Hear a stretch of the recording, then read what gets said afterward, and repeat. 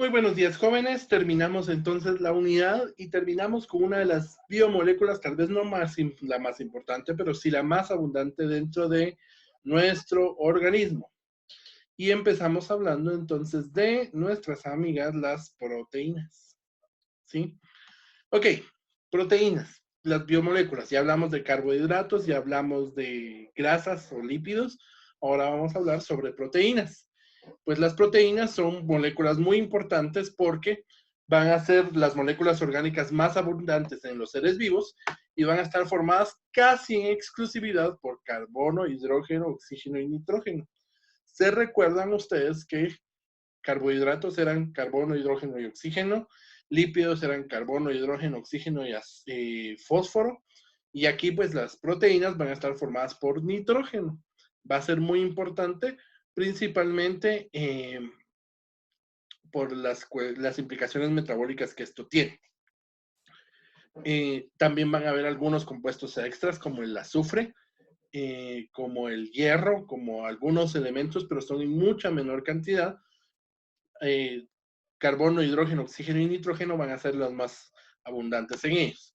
Y pues bueno, las proteínas van a estar formadas o son largas cadenas de unas unidades básicas más pequeñas llamadas aminoácidos. Estas subunidades o monómeros se les llama aminoácidos y vamos a formar moléculas tan complejas como la que vemos acá. Cada uno de los colores es una proteína muy específica. Ya vamos a ver qué es todo este relajo. Pues bueno, ¿qué son los aminoácidos? Los aminoácidos van a ser los monómeros, las estructuras o los bloques más pequeños que van a formar a las proteínas. Los aminoácidos tienen la característica de que todos tienen la misma estructura fundamental.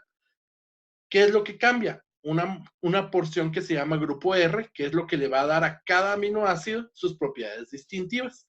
Dentro de nuestro cuerpo, nosotros encontramos 20 aminoácidos. Todo nuestro cuerpo está formado por 20 aminoácidos en diferente orden. Cada proteína está formada por estos 20 aminoácidos y la combinación de los aminoácidos es lo que va a dar las características propias de cada proteína. Ustedes la ven aquí, ahorita la vamos a desglosar. Vamos a darnos cuenta que los aminoácidos se pueden clasificar en dos grupos o se pueden hacer dos tipos de clasificación. Una por su biodisponibilidad y otra por sus características químicas. Ya lo vamos a ver nosotros ahí. Entonces, el grupo, la estructura química básica de un aminoácido, pues es un esqueleto de carbono, tiene dos carbonos. En un extremo tenemos un grupo carboxilo, en el otro extremo tenemos un grupo amino.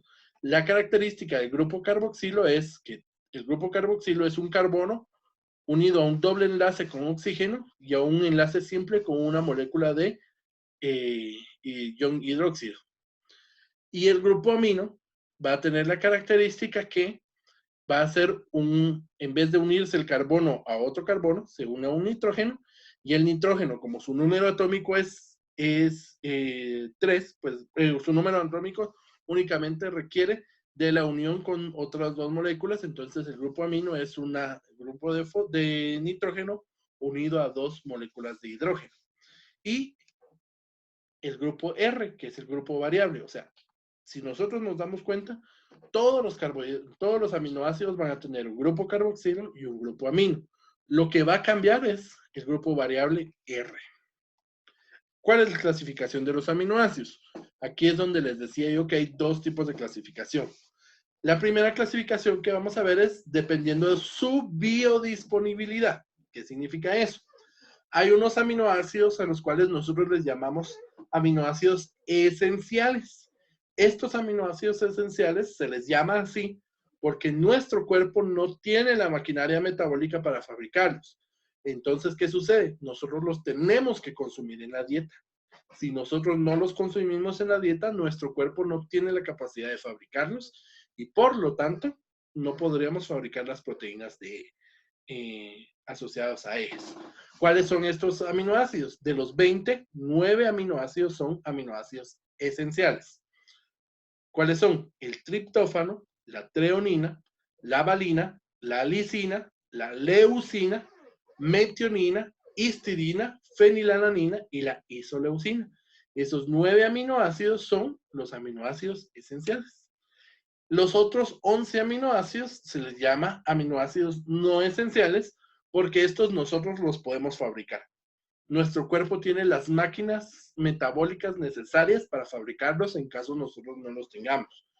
Y estos son la alanina, la glicina, asparagina, cisteína, arginina, glutamina, tirosina, el ácido aspartico, la prolina, la celina y el ácido glutámico. Esas son las dos características. Quiero que miremos este cuadro. ¿Por qué? Porque ahorita que veamos la clasificación por su composición química, vamos a utilizar esta tabla como referencia. Dense cuenta que los aminoácidos o las estructuras químicas que están envueltas en un círculo completo son aminoácidos no esenciales, mientras que los que están envueltos en un círculo con líneas discontinuas son aminoácidos esenciales. Entonces, según la composición química, vamos a clasificar a los aminoácidos como aminoácidos alifáticos. ¿Qué significa que son alifáticos? Pues bueno, que estos no se pueden unir al agua, son hidrofóbicos y son más hidrofóbicos mientras más larga es la cadena de carbonos que vamos a tener.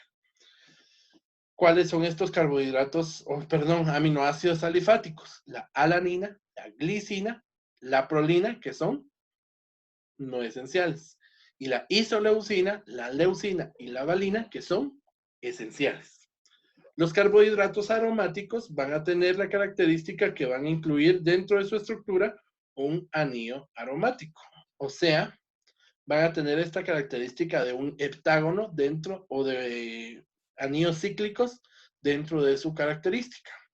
Estos dos van a ser esenciales, que son la fenilalanina y el triptófano, y uno es no esencial, que es la tirosina. Los aminoácidos ácidos, ¿qué significa que son aminoácidos ácidos?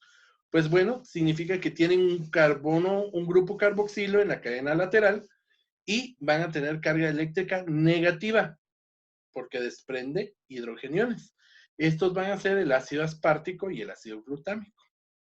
Los aminoácidos básicos, pues básicamente ácido y base son opuestos, de manera que los aminoácidos básicos tienen un grupo amino en la cadena lateral y lo que va a hacer que tenga carga positiva. Los aminoácidos ácidos tienen carga negativa, los aminoácidos básicos tienen carga positiva. Dos son aminoácidos esenciales, que son la lisina y la histidina, y uno es aminoácido no esencial, que es la arginina. Los aminoácidos hidroxilados, que aquí van a ser solamente dos. ¿De dónde? ¿Qué es lo que hace esto? Pues tienen cadenas alifáticas hidroxiladas y esto lo que va a hacer es que sean hidrofílicos, o sea, que se pueden diluir en agua y van a ser mucho más reactivos. La serina es un hidroxilado no esencial y la treonina es un hidroxilado esencial. Los aminoácidos azufrados, básicamente, la característica que tienen estos es que incluyen azufre dentro de su característica, de su composición química. Aquí vamos a tener la cisteína, que tiene un grupo sulfhidrilo, que significa que está unido un azufre a una molécula de hidrógeno, y la metionina, que tiene un enlace tioéster, que es una unión de un azufre con un carbono. O sea, está carbono, azufre, carbono, y eso es un enlace tioéster. ¿Cuáles son estos aminoácidos? La cisteína es no esencial y la metionina es esencial. Los aminoácidos aminos. Esto en realidad es un subgrupo de los aminoácidos ácidos. ¿Qué sucede? Cuando estos aminoácidos ácidos pierden su carga negativa, se transforman, reciben otro nombre, que son la asparagina, en el caso del ácido aspartico, y la glutamina, en el caso del ácido glutámico.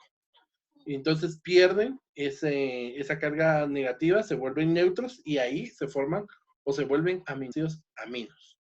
Ahora bien, cada vez que se van a unir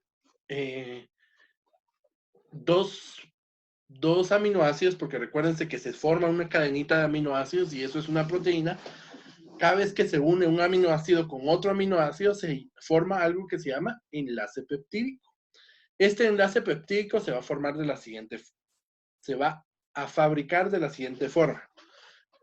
Un aminoácido tiene un grupo carboxilo y tiene un grupo amino y su grupo R, su grupo que va a cambiar.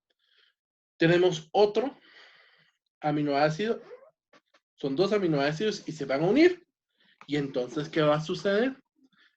El grupo carboxilo va a perder un grupo hidróxido, un grupo OH, y el grupo amino va a perder un hidrógeno. Hidróxido más hidrógeno forma agua.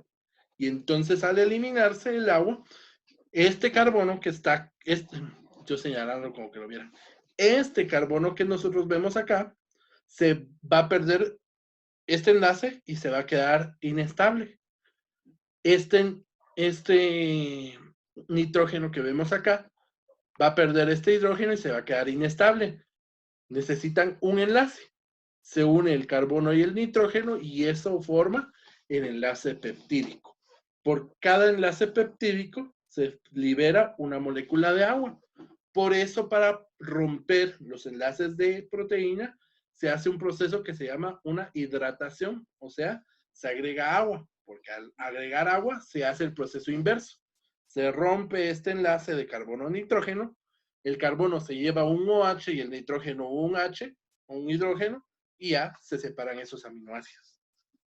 Está fácil, ¿verdad? Ahora bien, ¿por qué necesitamos saber eso? Porque hay niveles de organización en la proteína.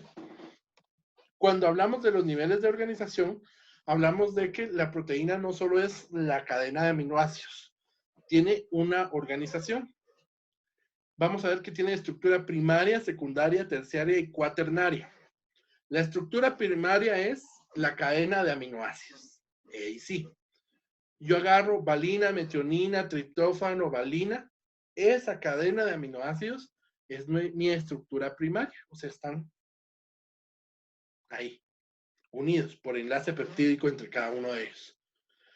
¿Qué sucede?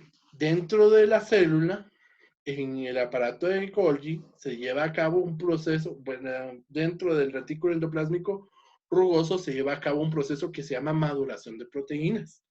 La maduración de proteínas va a hacer que la proteína no solo sea la cadena lineal, sino que va a agarrar una estructura tridimensional.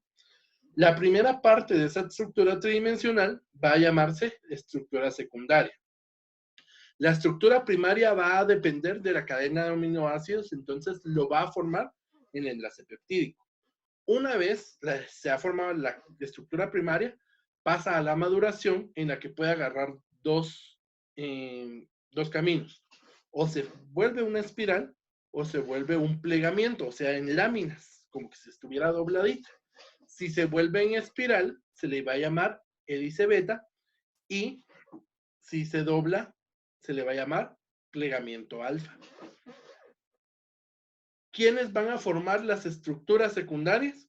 Los puentes de hidrógeno. Ustedes que ya están llevando química, se van a dar cuenta que las moléculas de hidrógeno tienen la característica de que se atraen entre sí, aun y cuando estén haciendo enlace. De manera que ese enlace no covalente de hidrógeno va a ser un puente de hidrógeno. Hay dos, si un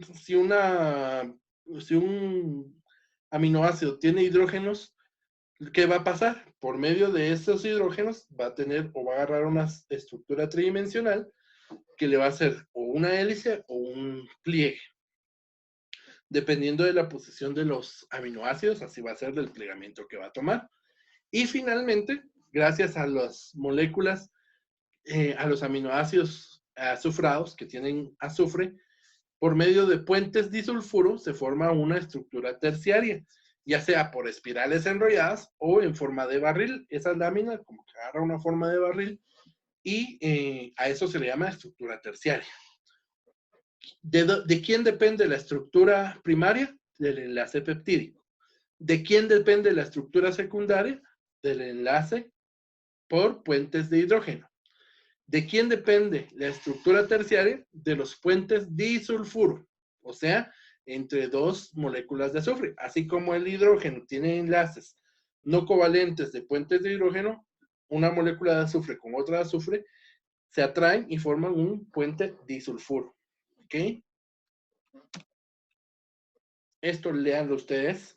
La estructura primaria es la secuencia de aminoácidos unidos por enlace covalente, que ese enlace covalente es el enlace peptídico. Después, pues se enrollan o se doblan, formando hojas o bucles. La cadena se organiza en dominios compactos, que eso es la estructura terciaria. Y ahora bien, si se unen muchas proteínas, se unen varias proteínas, forman lo que se denomina la estructura cuaternaria, que es la unión de dos o más cadenas de polipéptidos.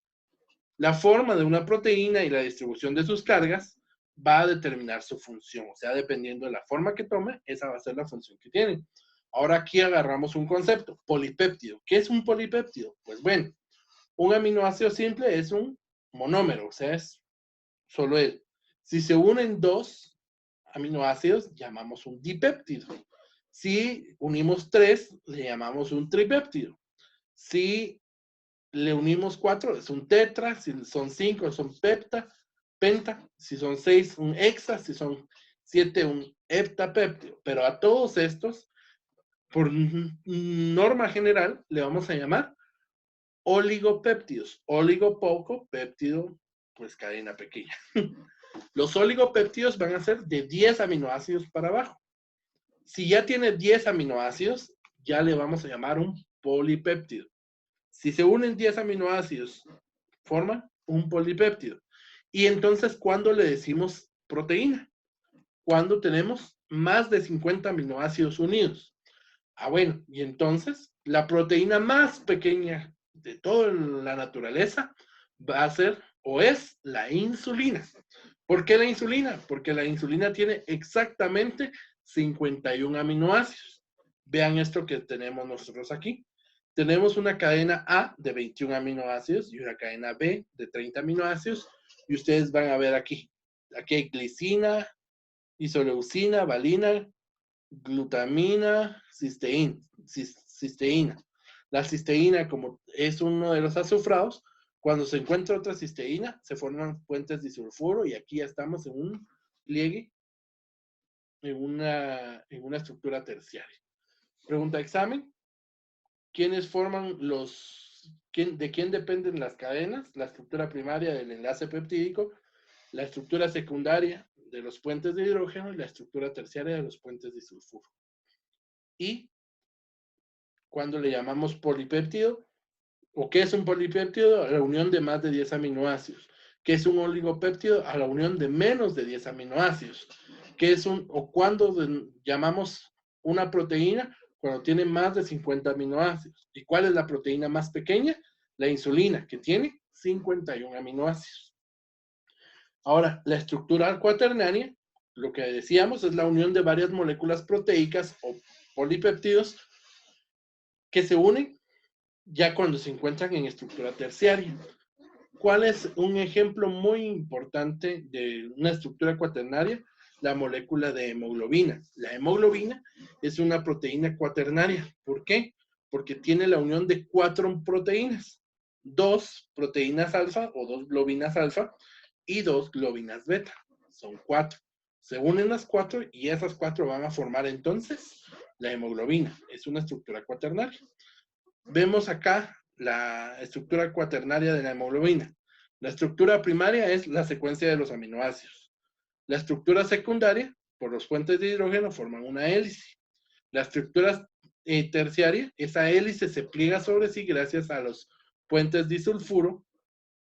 Y la estructura cuaternaria, los polipéptidos individuales se unen por medio de puentes de hidrógeno o puentes de disulfuro, y aquí tenemos 4 moléculas.